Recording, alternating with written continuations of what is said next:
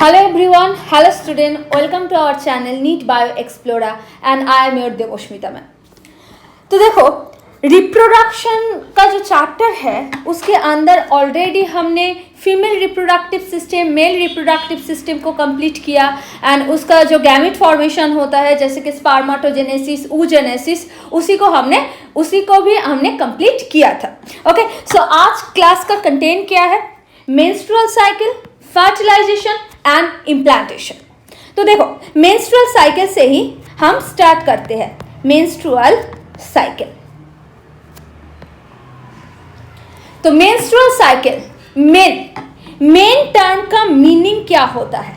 Main term का meaning होता है मंथ। मेन जो टर्म है उसका मीनिंग होता है month. It means menstrual cycle एक ऐसा प्रोसेस होता है जो मंथली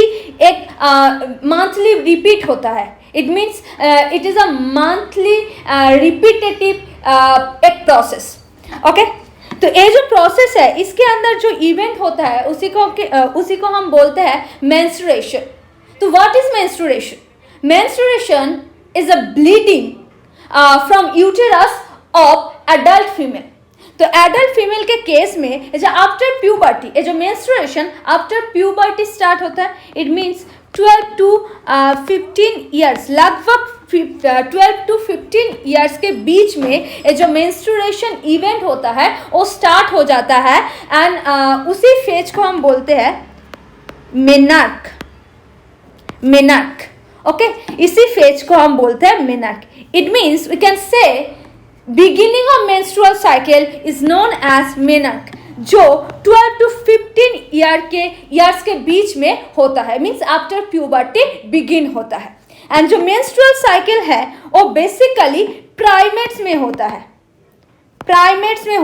और प्राइमेट्स के अंदर कौन कौन सी ऑर्गेनिज्म जो है वो प्रेजेंट होता है? प्राइमेट्स में होता है apps, monkeys and human. Okay, तो एप्स, मंकी एंड ह्यूमन के अंदर जो मेंस्ट्रुअल साइकिल है वो प्रोसीड होता है। एंड मेंस्ट्रुअल साइकिल के जो बिगिनिंग है उसी को हम बोलते हैं मोनार्क और मेनार्क, और ending phase it means 45 to 50 years जो है, लगभग इसी ईयर के बीच में ये जो प्रोसेस है वो स्टॉप हो जाता है एंड उसी स्टेज को हम बोलते हैं, उसी फेज को हम बोलते हैं मेनोपॉज।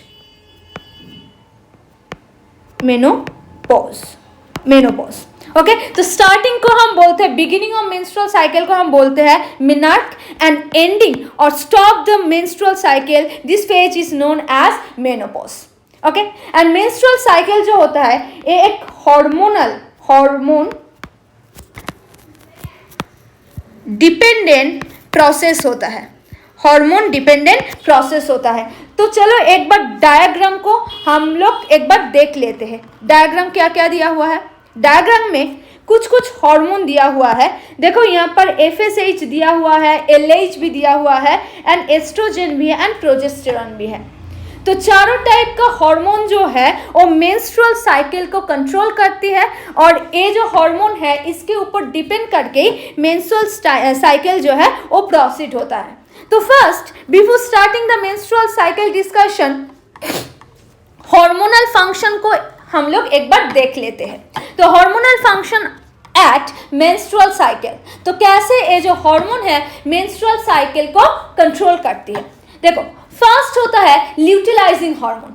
ल्यूटिलाइजिंग हार्मोन के ही हम बोलते हैं LH। ओके, एंड ये जो ल्यूटिलाइजिंग हार्मोन है ये कहाँ से रिलीज होता है? रिलीज होता है एंटीरियर पिट्यूटरी से। एंटीरियर पिट्यूटरी से रिलीज होता है। तो इसका फंक्शन क्या है? ओव्यूलेशन प्रोसेस को मेंटेन करता है, ओव्यूलेशन में हेल्प करता है। ओव्यूलेशन मेंस्ट्रुअल साइकिल के 14 डेज में होता है। 14 डेज में होता है। तो मेंस्ट्रुअल साइकिल, सो ओव्यूलेशन होता क्या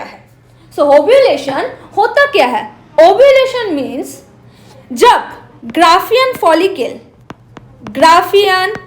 फॉलिकल मैच्योर हो जाता है एंड 15 डेज में जाके ग्राफियन फॉलिकल के अंदर से सेकेंडरी जो oocyte है वो रिलीज हो जाता है एंड रिमेनिंग पार्ट को हम बोलते हैं कॉर्पस ल्यूटियम एंड ये जो रिमूवल का प्रोसेस है उसी को हम बोलते हैं ओव्यूलेशन। तो इस प्रोसेस में हेल्प करता है ल्यूटिलाइजिंग हार्मोन। उसके बाद स्टिमुलेट लेस एस्ट्रोजन और more progesterone. It means estrogen production में भी हेल्प करता है और प्रोजेस्टेरॉन प्रोडक्शन में भी हेल्प करता है।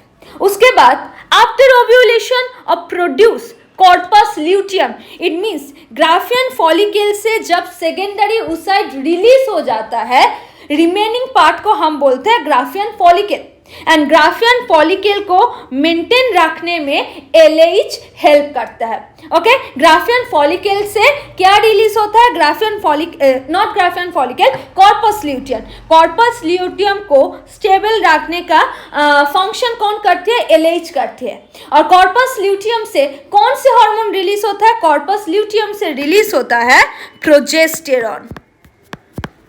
Progesterone, clear? ओके, नेक्स्ट जो हार्मोन है वो है FSH, follicle stimulating hormone.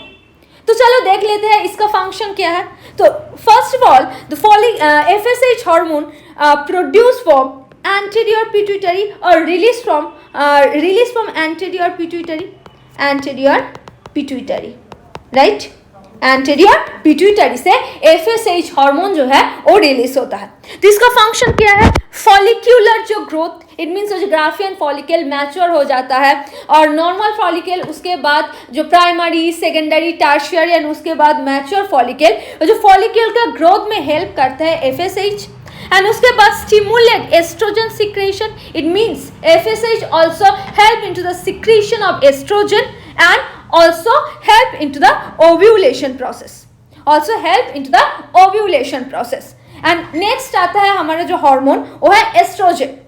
Oestrogen thickening of lining, किसका लाइनिंग? यूटेरस। तो यूटेरस में कौन सी मेम्ब्रेन का जो स्टेबिलिटी मेंटेन करता है और कौन सी मेम्ब्रेन का फॉर्मेशन में हेल्प करता है वो है एंडोमेट्रियम। कौन सी? endometrium part of uterus. And next inhibit of FSH and LH। देखो, तो LH और FSH इंड्यूस करने के बाद ही ये जो एस्ट्रोजन फॉलिकल से रिलीज होता है। बट एस्ट्रोजन भी एक नेगेटिव फीडबैक देता है किसको? हाइपोथैलेमस को। जब बॉडी में एस्ट्रोजन इंक्रीज हो जाता है तब एस्ट्रोजन ही एक नेगेटिव फीडबैक देता है हाइपोथैलेमस को एंड हाइपोथैलेमस तब जाके इनहिबिटर हार्मोन के थ्रू से FSH और LH का जो प्रोडक्शन वो रिप्रेस कर देता है। इट मीन्स डिक्रीज हो जाता है एंड देन एस्ट्रोजन का जो प्रोडक्शन वो भी डिक्रीज हो जाता है। ओके, नेक्स्ट जो हमारा हार्मोन है वो है प्रोजेस्टेरॉन। और प्रोजेस्टेरॉन कहाँ से रिलीज होता है? प्रोजेस्टेरॉन रिलीज होता है कॉर्पस ल्यूटियम से। ओके, कॉर्पस ल्यूटियम से। एंड कॉर्पस ल्यूटियम से भी एस्ट्रोजन का रिलीजिंग हो सकता है। देखो, तो प्रोजेस्टेरॉन का फंक्शन सेम ही है, maintain the lining, it means endometrium of the uterus and inhibit FSH and LH। यहाँ पर भी सेम है। अगर प्रोजेस्टेरॉन का जो लेवल है वो बॉडी में इंक्रीज हो जाता है तभी FSH और LH को हाइपोथैलेमस क्या करता है? इनहिबिट कर देता है और रिप्रेस कर देता है एंड जिसके थ्रू प्रोजेस्टेरॉन भी अपना सिक्रीशन जो है सप्रेस कर देता है। क्लियर हो गया function? All type of the hormone which is help into the menstrual cycle. Okay, इसके बाद हम डायग्राम को एक बार देख लेते हैं। चलो, this is the diagram of menstrual cycle, schematic diagram. तो दिस डायग्राम में क्या बोला हुआ है? देखो, ये जो मेंस्ट्रुअल साइकिल है इसमें फर्स्ट जो फेज है वो है menstruation, then follicular phase and उसके बाद आता है ल्यूटल फेज। तो मेंस्ट्रुअल जो फेज है वो लगभग 1 to 5 डेज तक प्रेजेंट होता है बॉडी में। देन फॉलिक्यूलर फेज जो है वो 6 से 13 to 14 डेज होता है एंड जो ल्यूटल फेज है वो लगभग 15 से 28 और 29 डेज तक हो सकता है। तो इसमें दो ही पार्ट है, एक यूटेराइन पार्ट एंड एक ओवरी। ओवरी का जो स्ट्रक्चर है एंड यूटेराइन का जो स्ट्रक्चर है ये मेंस्ट्रुअल साइकिल के दौरान चेंज हो सकता है, चेंजेस हो सकता है हार्मोन के ऊपर डिपेंड करके। ये जो यूटेराइन एंड जो ओवरी के स्ट्रक्चर में कुछ कुछ चेंजेस आता है। ओके, एंड यूटेराइन जो है, uterine is not a endocrine system. Endocrine का पार्ट यूटेरस नहीं है, बट ओवरी जैसे कि मैंने पिछले क्लास में बोला था, ovary is a primary sex organ in case of female because it produce gamete and sex hormone. तो ओवरी को हम एंडोक्राइन के पार्ट बोल सकते हैं, यहाँ से हार्मोन रिलीज होता है। ओके, ओवरी से कौन कौन सी टाइप का हार्मोन रिलीज होता है? एस्ट्रोजन एंड प्रोजेस्टेरॉन का रिलीज होता है। कौन सी हार्मोन के इंड्यूस से रिलीज होता है? एफएसएच एंड एलएच का जो हार्मोन है उसके इंड्यूस से यहाँ पर रिलीज होता है। तो चलो, मेंस्ट्रुअल साइकिल में बेसिकली होता क्या है? मेंस्ट्रुअल साइकिल में ये जो एलएच है, एंटीरियर पिट्यूटरी से जो हार्मोन, इट मींस जो एलएच रिलीज हो रहा है उसका रिलीज होना सप्रेस हो जाता है। ओके, एलएच का जो प्रोडक्शन है वो सप्रेस हो जाता है, और अगर एलएच सप्रेस हो जाएगा तो ये जो कॉर्पस ल्यूटियम का फॉर्मेशन हुआ है आफ्टर ओव्यूलेशन, कॉर्पस ल्यूटियम जो प्रोजेस्टेरॉन सीक्रेट कर रहा होगा, जो यूटेराइन का जो मेम्ब्रेन था एंडोमेट्रियम, उसको स्टेबल करने में हेल्प कर रहा था। तो एलएच अगर डिग्रेड कर जाएगा तो प्रोजेस्टेरॉन ऑल्सो डिग्रेडेड। ओके, तो इसीलिए यहाँ पर जो यूटेराइन जो पार्ट होता है ये भी डिग्रेड कर जाएगा, and secondary oocyte plus endometrium as a blood through our body, it means female body, release हो जाएगा। ओके, रिलीज हो जाएगा ड्यूरिंग मेंस्ट्रुअल साइकिल। उसके बाद आता है follicular phase. Follicular phase means হচ্ছে follicular phase means we can say the formation of follicle or increases the number of follicles and their growth। Okay, तो यहाँ पर क्या हो रहा है, जो यूटेराइन का मेम्ब्रेन है वो स्लोली यहाँ पर ग्रो कर रहा होगा, एंड यहाँ पर जो फॉलिकल है, फॉलिकल का डेवलपमेंट भी हो रहा होगा। इसलिए इस फेज को हम बोल सकते हैं प्रोलिफरेटिव फेज। ओके, इस फेज को हम बोल सकते हैं, इसका दूसरा नेम है प्रोलिफरेटिव फेज। तो इस फेज में क्या होगा?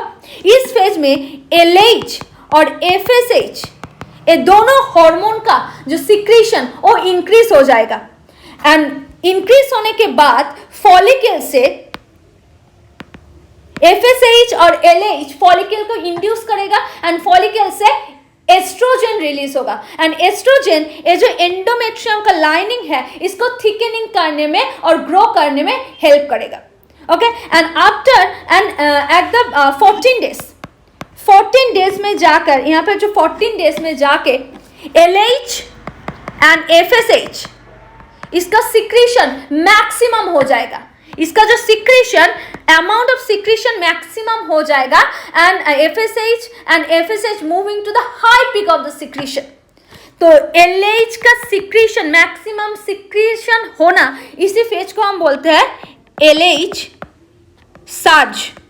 एलएच सर्ज का मतलब ही है ओव्यूलेशन होना। Okay, it means Graafian follicle mature होने के बाद इससे जो सेकेंडरी oocyte होगा वो रिलीज हो जाएगा, and remaining part corpus luteum में कन्वर्ट हो जाएगा। ओके, कॉर्पस ल्यूटियम में कन्वर्ट हो जाएगा, एंड इस फेज के बाद ही तुरंत बाद ही जो एलएच एंड एफएसएच उसका सिक्रीशन स्लो हो जाएगा। Okay, amount of secretion decrease कर जाएगा। ओके, नेक्स्ट देखो, जब कॉर्पस ल्यूटियम का फॉर्मेशन हो जाएगा तब क्या होगा? कॉर्पस ल्यूटियम कौन सी हार्मोन का सिक्रीशन करता है? Corpus luteum secrete the progesterone. तो देखो यहाँ पर प्रोजेस्टेरॉन का जो पीक है वो हाई हो गया। जो प्रोजेस्टेरॉन का पीक है ड्यूरिंग 70 to 29 स्टेजेस के बीच में 27 जो डेज है उसके बीच में प्रोजेस्टेरॉन का लेवल एंड पार्शियली एस्ट्रोजन का लेवल भी हाई हो जाएगा। बट यहाँ पर अगर स्पर्म एंटर कर जाती है तो प्रोजेस्टेरॉन बॉडी में स्टेबल कंडीशन में ही रहेगा, बिकॉज वो जो जाइगोट है वो एंडोमेट्रियम में अटैच्ड होगा और इसलिए एंडोमेट्रियम का प्रेजेंट होना बॉडी में बहुत ही ज़रूरी है। इसीलिए प्रोजेस्टेरॉन का जो अमाउंट है वो बॉडी में स्टेबल रहेगा और इंक्रीज होते जाएगा। बट अगर फर्टिलाइजेशन नहीं हुआ, स्पर्म का एंटरिंग नहीं हुआ, तब क्या होगा? तो यहाँ पर जो एस्ट्रोजन जो है, एस्ट्रोजन एक नेगेटिव फीडबैक देगा। किसको नेगेटिव फीडबैक देगा? हाइपोथैलेमस को। एंड हाइपोथैलेमस इनहिबिटर एंजाइम के थ्रू से एफएसएच और मेनली एलएच का जो सिक्रीशन वो डिक्रीज कर देगा। एंड एलएच का फॉर्मेशन, एलएच का प्रोडक्शन डिक्रीज करने का मतलब ही है जो कॉर्पस ल्यूटियम धीरे धीरे कॉर्पस एल्बिकेंस की तरफ मूव करेगा। And after some time it is degraded. Okay, it is degraded और डिग्रेड कर जाएगा एंड देन मेंस्ट्रुअल साइकिल का बिगिनिंग होगा। Because at this time body में प्रोजेस्टेरॉन लो लेवल पे मूव कर जाएगा। प्रोजेस्टेरॉन लो लेवल पे मूव कर जाएगा। क्लियर सबको ये फेज क्लियर हो गया? ओके, तो नेक्स्ट देखो यहाँ पर क्या क्या इवेंट होता है। तो मेंस्ट्रुएशन जो फेज है, मेंस्ट्रुअल फेज के दौरान ये जो 1 to 5 डेज है, इसके दौरान क्या क्या होता है? एंडोमेट्रियम का ब्रेकडाउन होता है, मेंस्ट्रुएशन जो है उसका स्टार्टिंग हो जाता है। एंड प्रोलिफरेटिव फेज में क्या होता है? प्रोलिफरेटिव फेज में बेसिकली होता क्या है, इसमें जो मेंस्ट्रुएशन का फ्लो है वो धीरे धीरे कम होते जा रहा है एंड कम होते जाएगा। एंड जो एंडोमेट्रियम है वो रीबिल्ट अप होगा, ओके, उसका फॉर्मेशन होगा एंड ग्रो कर जाएगा। एंड ल्यूटल फेज में जाके ये जो कॉर्पस ल्यूटियम क्या होगा? कॉर्पस ल्यूटियम का फॉर्मेशन होगा एंड कॉर्पस ल्यूटियम प्रोजेस्टेरॉन का सिक्रीशन करेगा। एंड इस फेज में जो एंडोमेट्रियम का वॉल होगा वो ग्लैंडुलर स्ट्रक्चर में कन्वर्ट हो जाएगा, convert into the glandular structure और secretory. That's why this phase is also known as secretory phase and this phase also known as secretory phase. तो क्लियर हुआ सबको? क्लियर हुआ? अबाउट मेंस्ट्रुअल साइकिल जो point था और कैसे हार्मोन इस फेज को और इस साइकिल को कंट्रोल कर रहा है, उसी सब ने हम डिस्कस कर दिया। तो क्लियर हो गया ना सबको? क्लियर हो गया? ओके, तो चलो नेक्स्ट फेज पे हम मूव करते हैं। एक बार ये सबको एक बार रिमूव करने दो। ओके, नेक्स्ट जो हमारा जो पॉइंट है और आज का कंटेंट है वो है फर्टिलाइजेशन।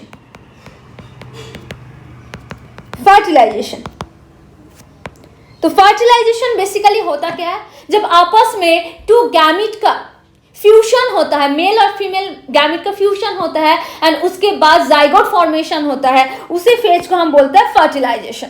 तो फर्टिलाइजेशन में कुछ स्टेजेस होता है। तो फर्स्ट स्टेजेस क्या है? फर्टिलाइजेशन में फर्स्ट स्टेजेस क्या होता है? फर्टिलाइजेशन का फर्स्ट स्टेज होता है इंसेमिनेशन। ओके, इंसेमिनेशन का मीनिंग क्या है और डेफिनेशन क्या है? sperm transfer into the female genital tract. This process is called insemination. Okay? And उसके बाद सेकेंड जो फेज है उसको हम बोलते हैं केमोटैक्सिस और हम बोलते हैं केमिकल एट्रैक्शन। तो बेसिकली ओवम के सराउंडिंग में फर्टिलाइजिंग एंजाइम प्रेजेंट होता है। फर्टिलाइजिंग ये जो एंजाइम है वो किस में प्रेजेंट होता है? ओवम में प्रेजेंट होता है। एंड एंटी फर्टिलाइज जो एंजाइम है, एंटी फर्टिलाइजिंग जो एंजाइम होता है वो बेसिकली किसके पास प्रेजेंट होता है? वो स्पर्म के पास प्रेजेंट होता है। और ये जो हार्मोन के थ्रू से स्पर्म अट्रैक्ट होता है टू द ओवम। जब फैलोपियन ट्यूब के जब जब ट्रैक में, फीमेल ट्रैक में जब जेनाइटल ट्रैक में स्पर्म ट्रांसफर होगा, तब स्पर्म को कैसे पता चलेगा कि उसको ओवम के तरफ मूव करना है? ये जो केमिकल इंड्यूस करता है और केमिकल के अट्रैक्शन के थ्रू से ही स्पर्म जो है ओवम के तरफ मूव कर जाती है। ओके, उसके बाद नेक्स्ट है कैपासिटेशन। कैपासिटेशन का मीनिंग क्या है और इस प्रोसेस में क्या होता है? कैपासिटेशन में बेसिकली क्या होता है, देखो स्पर्म के जो हेड पोर्शन में ये जो स्ट्रक्चर है, स्पर्म के हेड पोर्शन में ये जो स्ट्रक्चर है, इसके पास क्या प्रेजेंट होता है? इसके पास बेसिकली कोलेस्टेरॉल होता है, कोलेस्टेरॉल प्रेजेंट होता है। और ये जो कैपासिटेशन, इसी फेज के दौरान ये जो कोलेस्टेरॉल रिमूव हो जाता है और कैल्शियम जो है, कैल्शियम इनफ्लक्स होता है। एंड कैल्शियम इनफ्लक्स होने का मतलब ही होता है, और फेट क्या होता है? कैल्शियम क्यों इनफ्लक्स होता है? कैल्शियम जब इनफ्लक्स होता है, ये जो स्पर्म का मोटिलिटी वो इंक्रीज हो जाता है। ओके, तो calcium due to enter the calcium outer to inner side, then motility increases into the sperm. Sperm का जो मोटिलिटी है वो इंक्रीज हो जाएगा। क्लियर? ओके, नेक्स्ट पॉइंट क्या है? नेक्स्ट पॉइंट होता है क्रोमोसोमल रिएक्शन। तो बेसिकली क्रोमोसोमल रिएक्शन में होता क्या है? देखो, क्रोमोसोमल रिएक्शन में ये जो ओवम के पास कौन सी एंजाइम होता है? ओवम के पास होता है हाइलुरोनिक एसिड। ओवम के जो सराउंडिंग है, इसमें क्या होता है? ओवम के सराउंडिंग में होता है हाइलुरोनिक एसिड। इसलिए स्पर्म के अंदर और स्पर्म के पास हाइलुरोनिक एसिड को डिग्रेड करने के लिए एक एंजाइम होता है जिसको हम बोलते हैं हाइलुरोनिडेज एंजाइम। तो हाइलुरोनिडेज एंजाइम जो है स्पर्म के पास प्रेजेंट होता है। तो एक बार डायग्राम को आप सबने एक बार देख लो। देखो, फर्स्ट ये जो आउटर सरफेस है, इट मीन्स जो कोरोना रेडिएटा का लेयर है, उसके अंदर एक पोर फॉर्मेशन के थ्रू से जोना पेलुसिडा से अटैच्ड हो रहा है, और जोना पेलुसिडा में कुछ sperm binding receptor, specific receptor present होता है, जिसके थ्रू से वो उस मेम्ब्रेन में एक एंजाइम के थ्रू से पोर क्रिएट करके देन उसके अंदर एंटर कर जाता है। एंटर करने के बाद एक साइटोप्लाज्म का जो प्लाज्मा मेम्ब्रेन होता है, उसी को ब्रेक करके इसका जो न्यूक्लियस है, स्पर्म का जो न्यूक्लियस है, वो बेसिकली एंटर हो जा रहा है एक साइटोप्लाज्म में। ओके, तो नेक्स्ट जो है वो है क्रोमोसोमल रिएक्शन में फर्स्ट हो गया हाइलुरोनिक, एंड सेकेंड है corona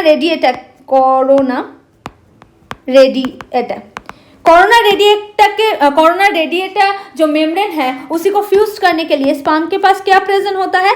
CPE, it means corona penetrating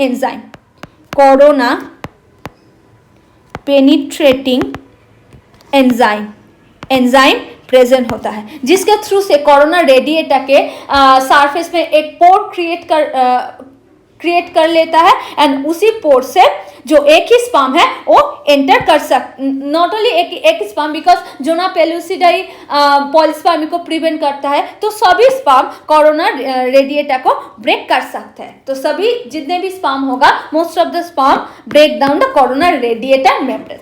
okay, and उसके बाद आता है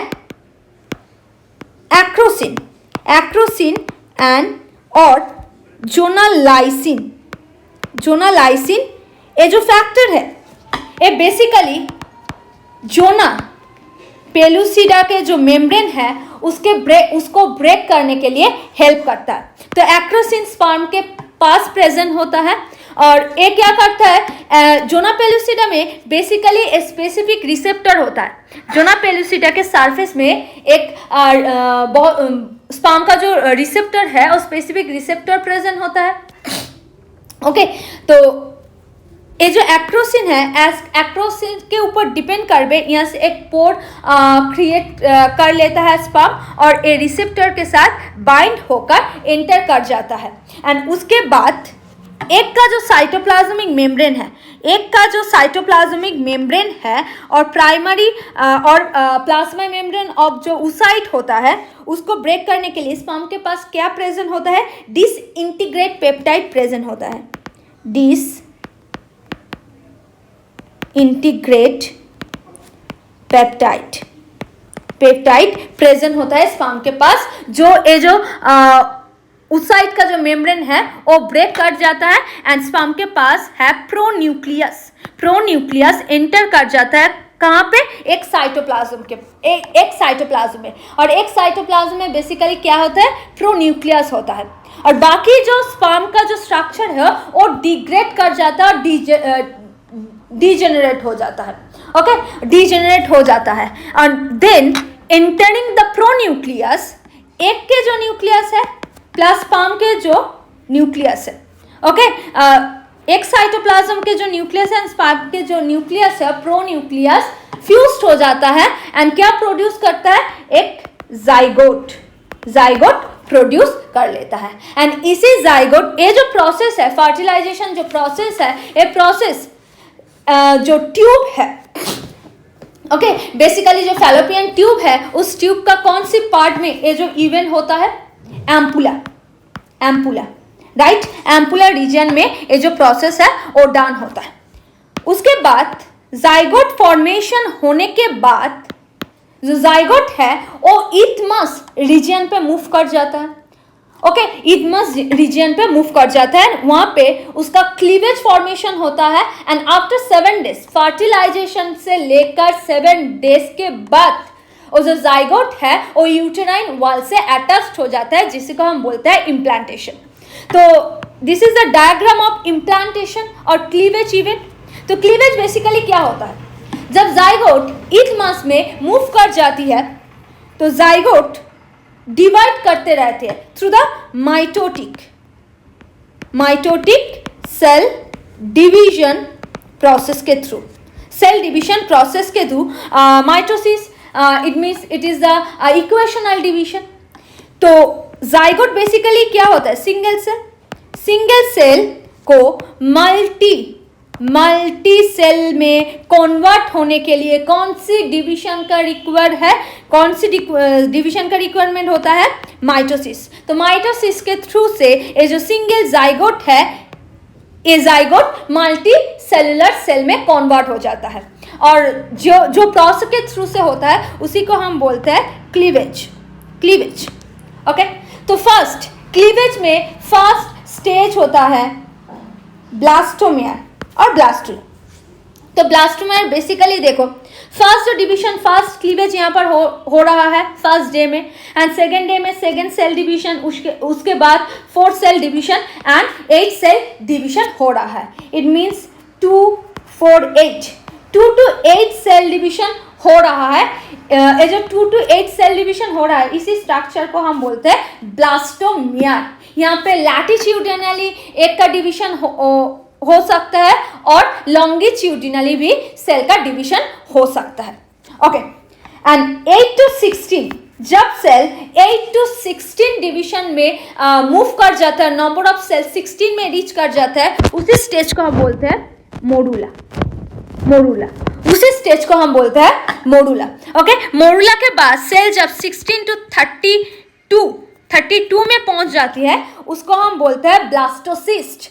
तो ब्लास्टोसिस्ट में, और इसी के दौरान, इसी क्लीवेज के दौरान सेकेंड ये जो जाइगोट है, जाइगोट के पास जोना पेलुसिडा लेयर प्रेजेंट। अब तक भी जोना पेलुसिडा लेयर जो है, जोना पेलुसिडा जो लेयर है वो अभी भी यहाँ पे प्रेजेंट रहेगा, जब तक ये जो क्लीवेज फॉर्मेशन डन नहीं हो जाता और जाइगोट जो है वो इम्प्लांट नहीं कर जाता, तब तक ये जो जोना पेलुसिडा लेयर यहाँ पर प्रेजेंट होगा और पॉलीस्पर्मी जो प्रोसेस है उसको प्रिवेंट करेगा। क्लियर, उसको प्रिवेंट करेगा। तो बेसिकली चलो देख लेते हैं जो ब्लास्टोसिस्ट का स्ट्रक्चर कैसे होता है। ब्लास्टोसिस्ट का स्ट्रक्चर कैसे होता है, जो इनर सेल होता है वो दो सेलों में डिवाइड हो जाता है। एक जो है एक सेल आउटर लेयर में मूव कर जाता है, जिसी को हम बोलते हैं ट्रोपोब्लास्ट बोलते हैं। एंड ट्रोपोब्लास्ट के बाहर ही जोना पेलुसिडा लेयर प्रेजेंट होता है। ट्रोपोब्लास्ट के बाहर लेयर जो है उसी को हम बोलते हैं जोना पेलुसिडा। ओके, एंड कुछ सेल इनर में एक मास में प्रेजेंट होता है, जिसको हम बोल सकते हैं इनर सेल मास। और इसी सेल में इनर सेल मास जिस तरफ प्रेजेंट होता है उसी को हम बोलते हैं एनिमल पोल। जिस पोल में प्रेजेंट होता है उसी को हम बोलते हैं animal pole. And opposite pole को हम बोलते हैं वेजिटेटिव पोल।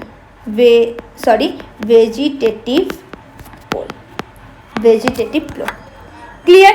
ओके, सो देखो इनर मास ट्रोपोब्लास्ट के जिस पार्ट से इनर मास अटैच्ड होता है उसी सेल को हम बोलते हैं रॉबर्ट सेल। एक्चुअली ये जो रॉबर्ट सेल होता है, ये पूरा जो स्ट्रक्चर है ब्लास्टोसिस्ट, ये मूव करते करते ये जो रॉबर्ट सेल ही जाके जो अटैच्ड होता है, कहाँ से अटैच्ड होता है? Suppose this is the uterine wall और suppose this is the zygote.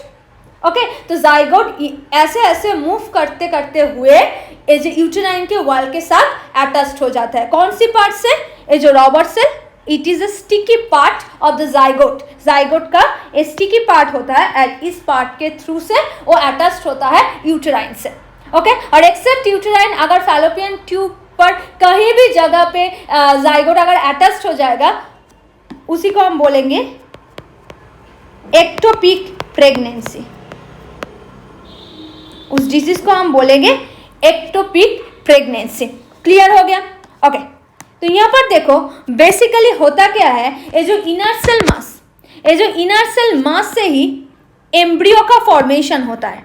Inner cell mass से ही एम्ब्रियो का फॉर्मेशन होता है। Okay, inner cell mass, so inner cell mass से ही एम्ब्रियो का फॉर्मेशन होता है। एंड जो ट्रोपोब्लास्ट है इसी से ही ECM, extra cellular membrane, okay, not cellular, extra embryonic membrane, sorry, extra embryonic membrane जो है उसी का फॉर्मेशन करता है trophoblast. Okay, and inner cell mass से ही एम्ब्रियो का फॉर्मेशन होता है और कह सकते हैं जार्म लेयर का फॉर्मेशन होता है। Germ layer means ectoderm, mesoderm and endoderm. Clear? और एक्स्ट्रा एम्ब्रायोनिक मेम्ब्रेन में कौन कौन सी पार्ट आता है? Amnion, chorion, allantois and yolk sac. Clear? ये सब पार्ट, ये जो एमनियन, कोरियन, एलांटॉयस और यॉर्क सैक है, ये जो एम्ब्रियो को सराउंड करके प्रेजेंट होता है, प्रोटेक्टिव लेयर का भी फंक्शन कर देता है। और नेक्स्ट क्लास में हम लोग देखेंगे what is the function of amnion, chorion, allantois, yolk sac and placenta, luteal phase, lactation phase और जो जेस्टेशन पीरियड होता है उसको भी हम डिस्कस करेंगे। एंड यहाँ पे जो जब एम्ब्रियो अटैच्ड हो जाता है यूटेराइन वॉल से, उसके बाद जोनस पेलुसिडा का जो लेयर है वो डिग्रेड हो जाता है और वैनिश्ड हो जाता है, एंड उसके बाद गैस्ट्रेशन पीरियड स्टार्ट हो जाता है और gastrulation okay, basically gastrulation period जो है वो स्टार्ट हो जाता है। तो उस सब जो प्रोसेस है वो हम नेक्स्ट क्लास में डिस्कस करेंगे। तो अब तक के लिए जो भी हमने कॉन्सेप्ट को क्लियर किया हुआ है, तो देखो कॉन्सेप्ट सबको क्लियर है, कॉन्सेप्ट सबको क्लियर है अबाउट इम्प्लांटेशन और क्लीवेज। और एक बात हमने यहाँ पर बोलना भूल गए थे, देखो ये जो स्ट्रक्चर है ब्लास्टोसिस्ट का, जो स्ट्रक्चर है, ये जो कैविटी है, ये जो कैविटी जहाँ पर कोई भी सेल प्रेजेंट नहीं होता है, इसी पार्ट को हम बोलते हैं, इसी पार्ट को हम बोलते हैं ब्लास्टोसिल। ब्लास्टोसिल इसी स्टेज को हम बोलते हैं और इसी स्ट्रक्चर को हम बोलते हैं ब्लास्टोसिल। तो सबको क्लियर होगा, सबको क्लियर होगा, एक जो टॉपिक है सबको क्लियर हुआ है, मेंस्ट्रुअल साइकिल एंड जो इम्प्लांटेशन एंड फर्टिलाइजेशन जो प्रोसेस है सबको क्लियर होगा। ओके, नेक्स्ट जो हमारा पार्ट है वो है गैस्ट्रुलेशन होगा, एंड उसके बाद जो पास्टुरेशन एंड जो लैक्टेशन पीरियड, उसके ऊपर हम नेक्स्ट क्लास में डिस्कस करेंगे। And I think next class में हमारा जो रिप्रोडक्शन जो चैप्टर है वो डन हो जाएगा, एंड उसके बाद हमारा जो NCERT line to line explanation और रिव्यू जो क्लास है वो भी आपको मिल जाएगा, एंड सब होने के बाद PYQ सॉल्विंग एक क्लास आपको मिल जाएगा। ओके, तो अपडेट पाने के लिए keep watching our channel and like and subscribe. Okay.